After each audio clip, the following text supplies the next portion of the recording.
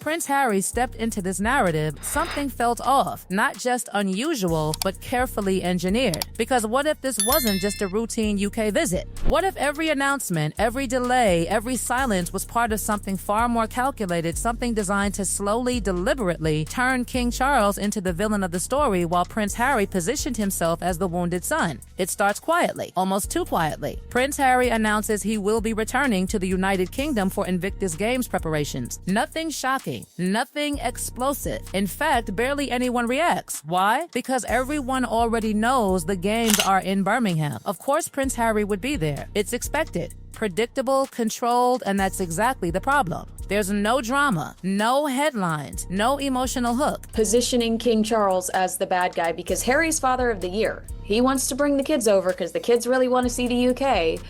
But, you know, if things don't work out, it's because of his mean dad. And that's just not reality. And that's when the narrative begins to shift. Suddenly, the story isn't just about Prince Harry anymore. Now, Meghan Markle enters the frame. Not physically, but strategically. The announcement drops that Meghan Markle and the children will be coming too. And just like that, everything changes. The tone, the attention, the speculation, the emotional stakes skyrocket overnight. Because now it's not just a visit, it's a family reunion that hasn't happened in years. If I'm Invictus, I'm livid because he's supposed to be coming over here to promote 1 year to Invictus, the big Birmingham Games next year.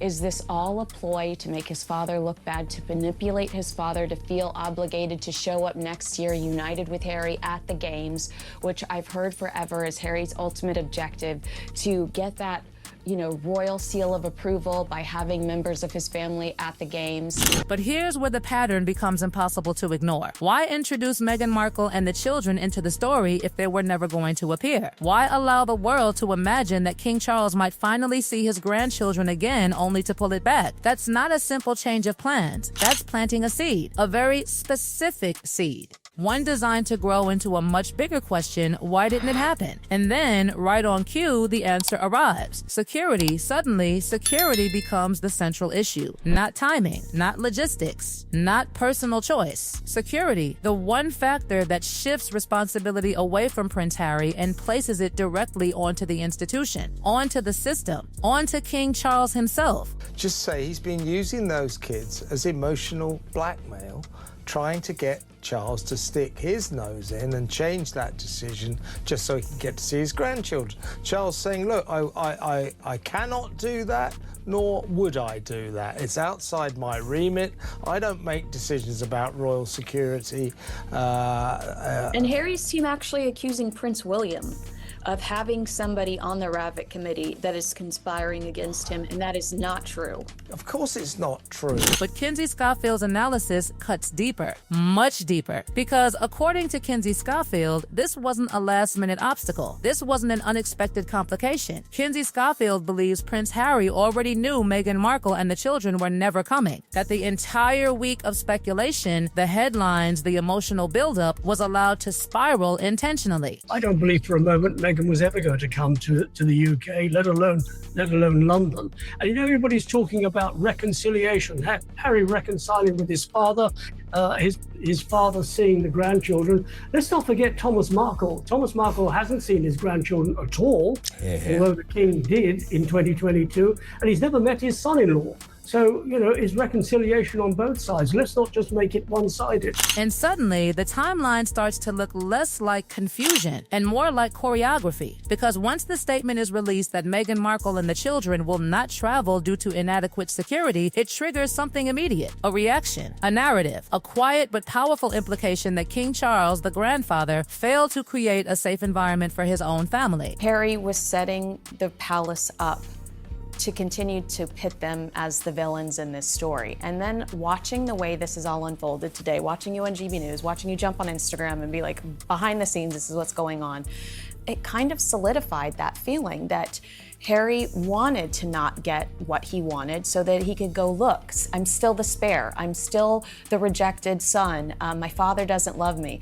And this is where it becomes dangerous, because now it's no longer about a visit. It's about perception, about image, about who looks responsible and who looks rejected. And behind the scenes, another layer unfolds. King Charles had offered Prince Harry accommodation, a gesture that on the surface suggests openness, reconciliation, a door left slightly open. But Prince Harry doesn't respond clearly, not immediately. The answer shifts. First no, then maybe, then yes, but late, too late. And by the time Prince Harry decides to accept, the offer is gone, withdrawn, closed, and again the questions multiply. And that his father had extended an invitation to stay in one of the royal residences. Which is true. His father had extended this invitation. There was a deadline, ladies and gentlemen, because you can't just go, well, I'm going to go and stay at Buckingham Palace. The security and cleaning and all that sort of thing.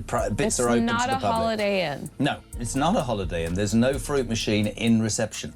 Been there a couple of times myself. Why the delay? Why the hesitation? Why create a situation where King Charles appears to pull back support? Because once that offer disappears, the narrative sharpens even further. Now it looks like rejection, like distance, like a father unwilling to make space for his son. But inside palace walls, a completely different story is unfolding. Staff scrambling, plans shifting, security arrangements constantly being rewritten, each change forcing another adjustment, another complication, until eventually the system reaches its limit. The uncertainty becomes too much, and the palace steps back not out of malice, but out of necessity. But the truth is, he responded with a rejection on Saturday, and they said, great, we're taking that information back to the team. He came back later on Saturday and said, I changed my mind. I just want to come for one night. And they said, you missed the deadline. And we were planning, we had a team, we were putting a team together for a family of 4, plus some, whoever else they wanted to bring.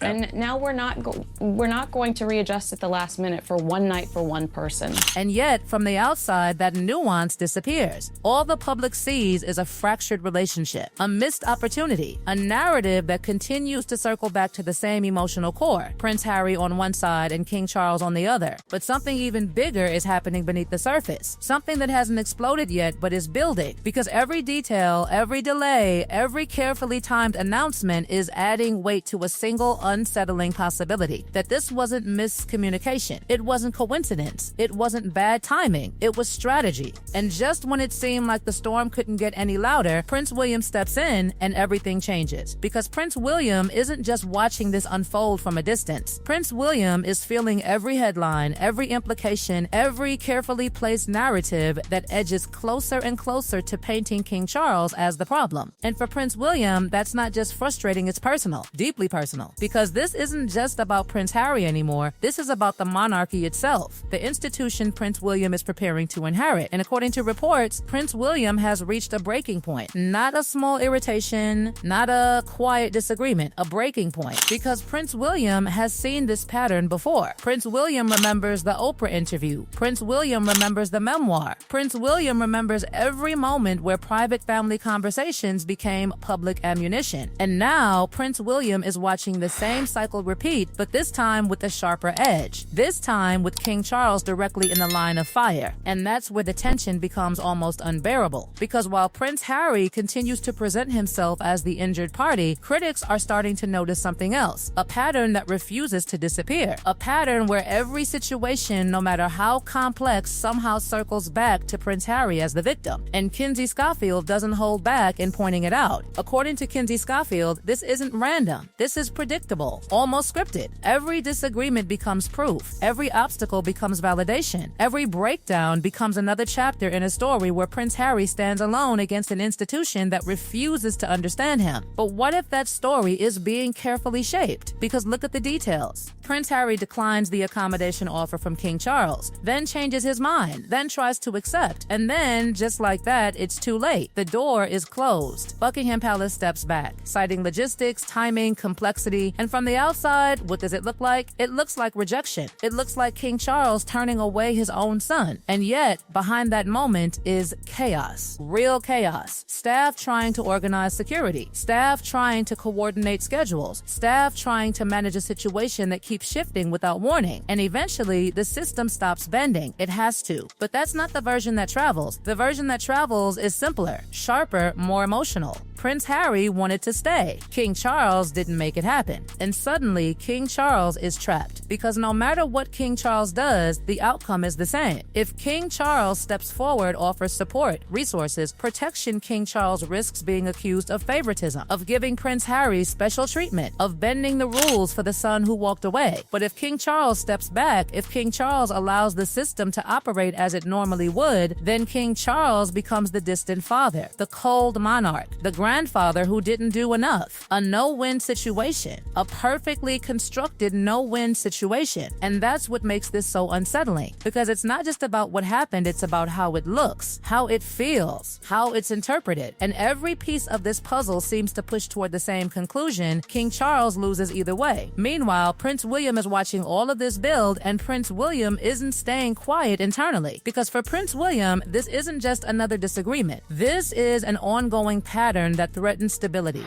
that threatens credibility, that threatens the very image of the royal family at a time when every move is under scrutiny. And then there's the anger, real anger. Reports describing Prince William as furious, not mildly upset, furious, because Prince William sees what's happening. Prince William sees the narrative forming. Prince William sees how every headline chips away at the institution piece by piece. And for Prince William, enough is enough. Because while Prince Harry continues to center himself in the story, something else is slipping through the cracks. Something that was supposed to be the focus from the very beginning. The Invictus Games, the veterans, the purpose behind the visit. And suddenly, that purpose feels distant, overshadowed, because instead of talking about the veterans, the conversation has shifted entirely. Now it's about Prince Harry and King Charles, about security battles, about family conflict, about who said what and who didn't respond. And even voices connected to the Invictus leadership are starting to feel it. That quiet frustration, that sense that something important is being lost in the noise. Because this trip was never supposed to be about this. This trip was supposed to be about them. And yet, here we are, watching a story that keeps pulling itself back to the same central conflict. Prince Harry versus the institution. Prince Harry versus King Charles. Prince Harry versus a system that he claims failed him, while critics argue Prince Harry may be shaping that very perception himself. And that's where the tension refuses to resolve, because no one is stepping in to definitively end this narrative. No one is closing the loop. The questions are still there, hanging, lingering, growing louder with every new development. Did Prince Harry deliberately allow the speculation about Meghan Markle and the children to grow, knowing they would never come? Did Prince Harry understand exactly how the security issue would be perceived once it became public? Did Prince Harry anticipate that King Charles would be placed in an impossible position, forced to choose between two outcomes that both lead to criticism? Or is this all just a series of unfortunate events that somehow keep aligning in the same direction? Because the deeper you look, the harder it becomes to separate coincidence from intention. And that's what makes this story impossible to ignore, because it doesn't end here. It doesn't resolve. It doesn't settle. It lingers, like a question no one can answer, but everyone keeps asking. What if this wasn't just a visit gone wrong? What if this was something much bigger? Something still unfolding? Something we're only just beginning to see?